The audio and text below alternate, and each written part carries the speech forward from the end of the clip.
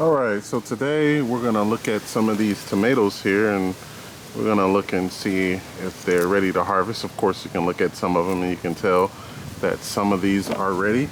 These are little Sicily tomatoes, so they do grow very well, especially when the temperature gets nice and warm.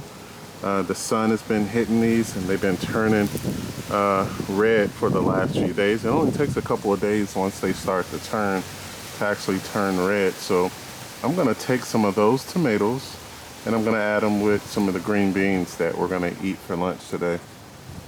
Also, I noticed that in other areas of the garden, so I noticed that over there you may see aroma tomato.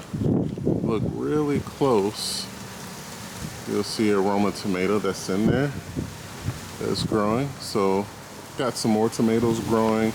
Some of the other tomatoes are growing really good. And then behind it is, of course, the strawberries. They're growing really strong. I can even smell the strawberries all the way over here. So it's beautiful because all I'm smelling is tomato and strawberries. So I'm really excited. So I'm gonna pick some of these and then we're gonna take these inside.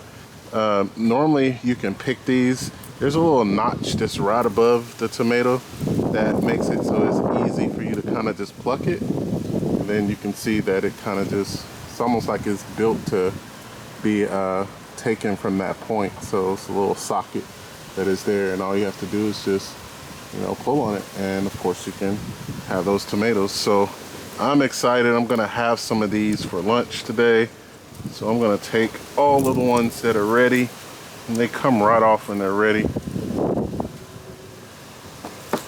Smell really good.